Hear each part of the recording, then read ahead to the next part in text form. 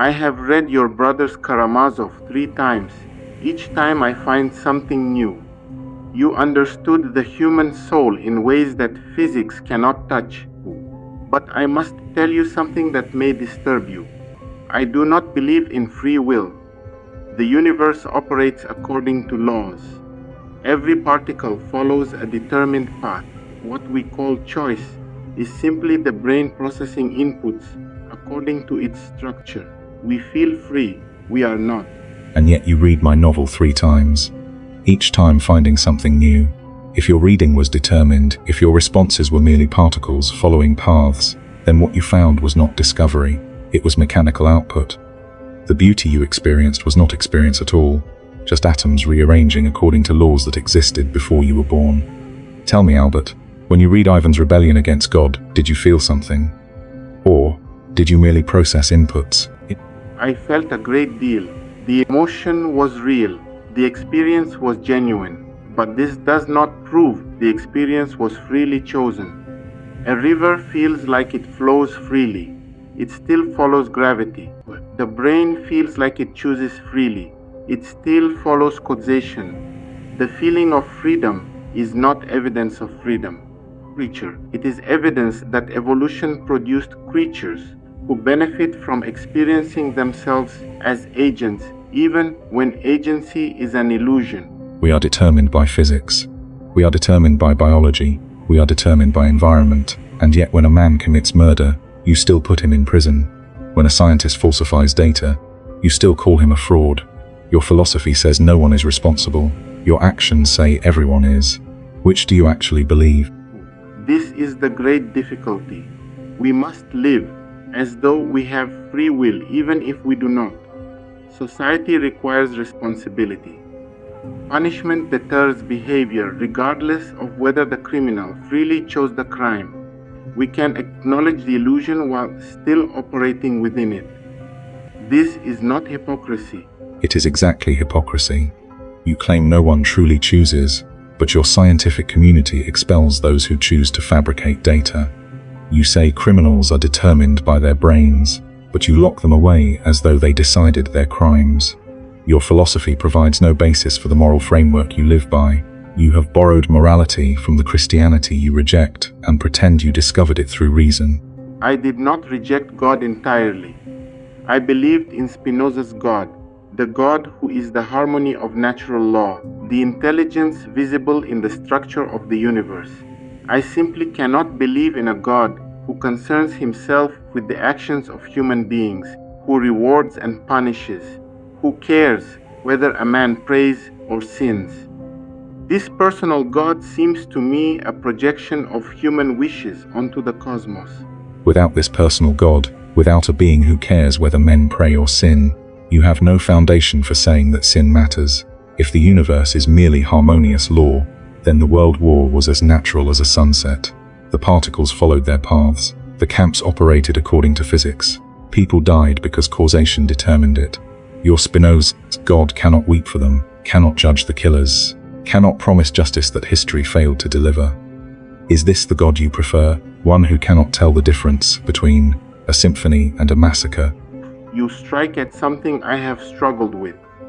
I watched colleagues embrace ideologies that physics cannot explain or excuse, and I have asked myself many times, if determinism is true, were tyrants determined to be tyrants? Could they have chosen otherwise? I do not have a comfortable answer, but the discomfort of an answer does not make it false. Let me offer you discomfort then.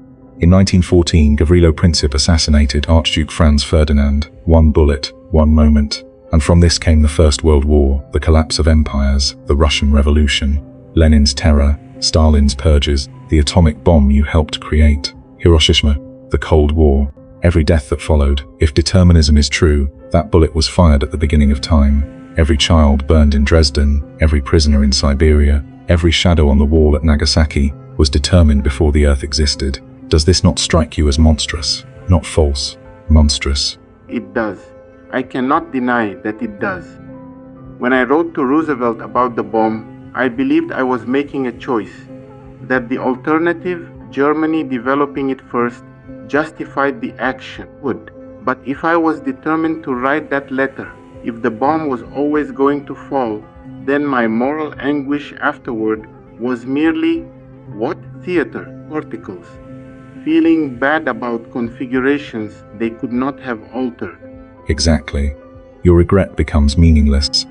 Your responsibility evaporates, and yet you carried that regret until you died. You felt responsible. This feeling, this inescapable sense that you could have done otherwise, that you should have done otherwise, this is not illusion, it is evidence. It is the soul screaming that it is more than mechanism. Your physics cannot account for conscience. But conscience accounts for itself.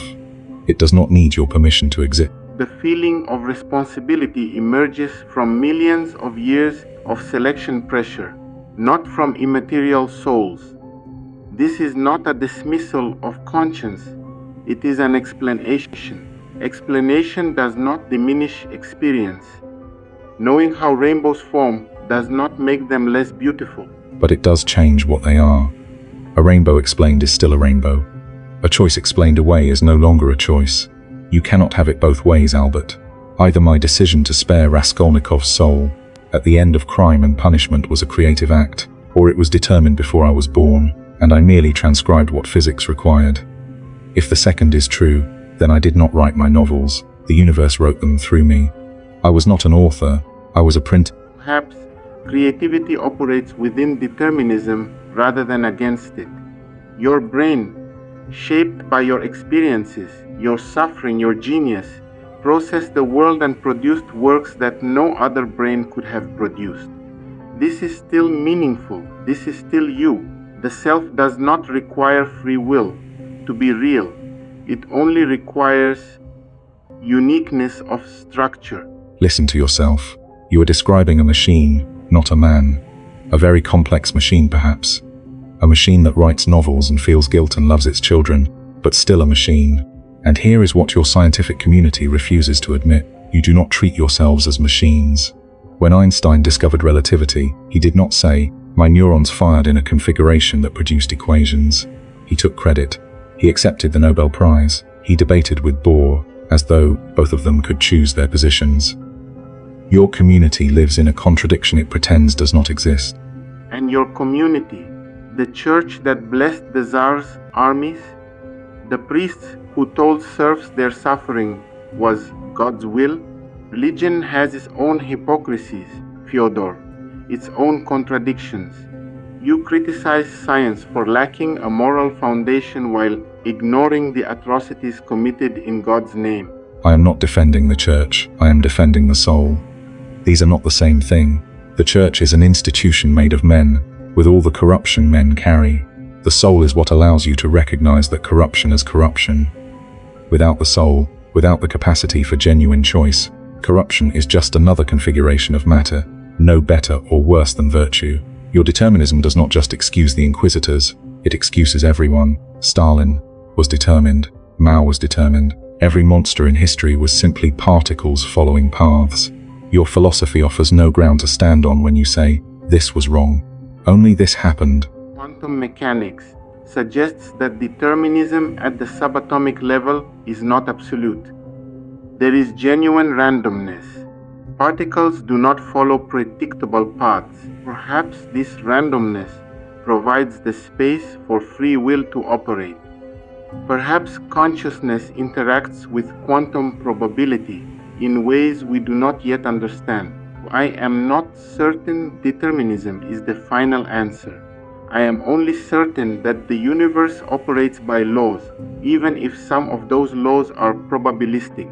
If my decision to write a novel is simply neurons firing according to quantum dice rolls, I am still not an author, I am a lottery. And here is what your physics will never touch. The experience of choosing is irreducible. You can explain the neurons, you can map the brain, you can predict behavior with increasing accuracy, but you cannot eliminate the one who experiences, the one who stands at the crossroads and feels the weight of the paths not taken.